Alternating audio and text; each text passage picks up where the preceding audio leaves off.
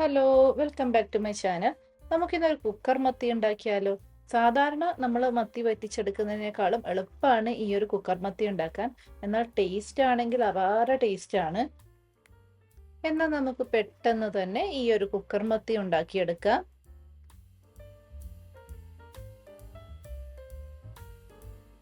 അപ്പോൾ ഇത് ഈ ഒരു കുക്കർ മത്തി ഉണ്ടാക്കാനായിട്ട് ഞാൻ ഇവിടെ മത്തി ക്ലീൻ ചെയ്തെടുത്തിട്ടുണ്ട്.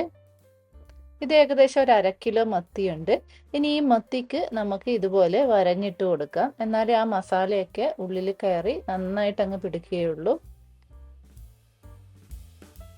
ഇനി നമുക്ക് ഇതിലേക്ക് വേണ്ട ഒരു പേസ്റ്റ് ഉണ്ടാക്കിയെടുക്കണം.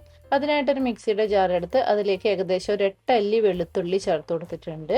കൂടെ തന്നെ ഒരു തക്കാളിയും ഒരു 1/4 ടീസ്പൂൺ ഇഞ്ചിയുടെ പേസ്റ്റാണ് ചേർത്ത് കൊടുക്കുന്നത്. എൻ്റെ കയ്യിൽ ഇഞ്ചി ഇല്ലാത്തത് കൊണ്ടാണ് ഞാൻ ഇഞ്ചിയുടെ പേസ്റ്റ് ചേർത്ത് കൊടുത്തത്. നിങ്ങൾക്കിനി ഇതിന് പകരം ഒരു കഷ്ണം ഇഞ്ചി ചേർത്ത് കൊടുത്താലും മതി.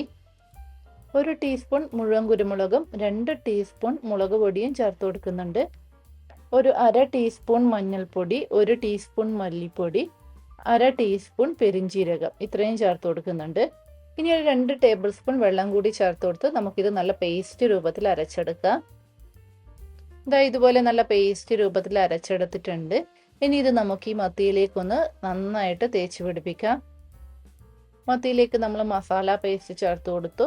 ഇനി ഇതിലേക്ക് ആവശ്യത്തിനുള്ള ഉപ്പ് കൂടി ചേർത്ത് കൊടുത്ത് നന്നായിട്ടൊന്ന് പുരട്ടിയെടുക്കാം.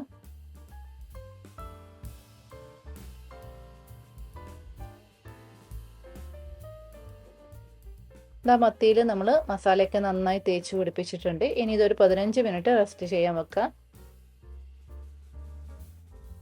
അപ്പോൾ ഇതാ നമ്മൾ കുക്കർ മത്തി ഉണ്ടാക്കാൻ വേണ്ടിയിട്ട് കുക്കർ ചൂടാകാൻ വെച്ചിട്ടുണ്ട്. അതിലേക്ക് ഒരു 2 ടേബിൾ സ്പൂൺ വെളിച്ചെണ്ണ ഒഴിച്ചു കൊടുത്തിട്ടുണ്ട്.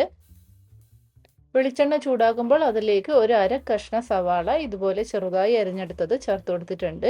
ഇനി ഇത് നമുക്ക് ഒന്ന് വഴറ്റിയെടുക്കാം.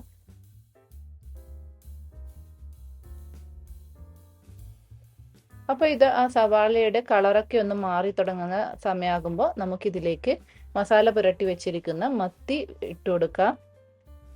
ഇതുപോലെ അങ്ങ് നിരത്തി വെച്ചു കൊടുത്താൽ മതി.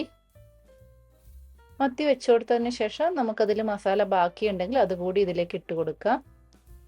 ഇനി ഇതിലേക്ക് ഒരു 1/4 കപ്പ് പുളി പിഴിഞ്ഞ വെള്ളം ചേർത്ത് കൊടുക്കുന്നുണ്ട്.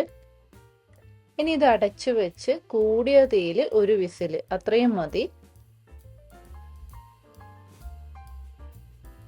അപ്പോൾ ഇത് ഒരു വിസിൽ അടിച്ചതിന് ശേഷം മുഴുവൻ പ്രഷറും പോയതിന് ശേഷം വേണം നമ്മളിത് തുറക്കാൻ. എന്നാലേ മത്തിയൊക്കെ നന്നായിട്ട് വെന്ത് ഇതുപോലെ അങ്ങ് സെറ്റായി കിട്ടുകയുള്ളൂ. അപ്പോൾ നിങ്ങൾക്ക് എല്ലാവർക്കും ഉള്ള ഒരു സംശയമായിരിക്കും, നമ്മൾ കുക്കറിലിട്ട് മത്തിയൊക്കെ വേവിച്ചാൽ അതങ്ങ് ഉടഞ്ഞു പോകില്ലേ എന്ന്. ഇപ്പം നിങ്ങൾക്ക് കാണാം മത്തി ഒട്ടും തന്നെ ഉടഞ്ഞു പോയിട്ടില്ല, എന്നാൽ നന്നായിട്ട് വെന്തിട്ടുമുണ്ട്. അതുപോലെ നമ്മൾ സാധാരണ ചട്ടിയിലൊക്കെ ഇട്ട് മത്തി വറ്റിച്ചെടുക്കുന്നത് പോലെ അതിൻ്റെ ഗ്രേവിയൊക്കെ നന്നായിട്ട് വറ്റി വന്നിട്ടുണ്ട്. അപ്പോൾ എന്തായാലും നിങ്ങളെല്ലാവരും ഒരു തവണയെങ്കിലും ഈ ഒരു കുക്കർ മത്തി ഉണ്ടാക്കി നോക്കണം. എന്നിട്ട് അഭിപ്രായങ്ങൾ കമൻറ്റ് ചെയ്ത് അറിയിക്കണം. വീഡിയോ ഇഷ്ടപ്പെട്ടാൽ ലൈക്ക് ചെയ്യാനും ഷെയർ ചെയ്യാനും മറക്കരുത്. വീണ്ടും പുതിയ റെസിപ്പിയുമായി അടുത്ത വീഡിയോയിൽ കാണാം. അതുവരേക്കും ബൈ ബൈ.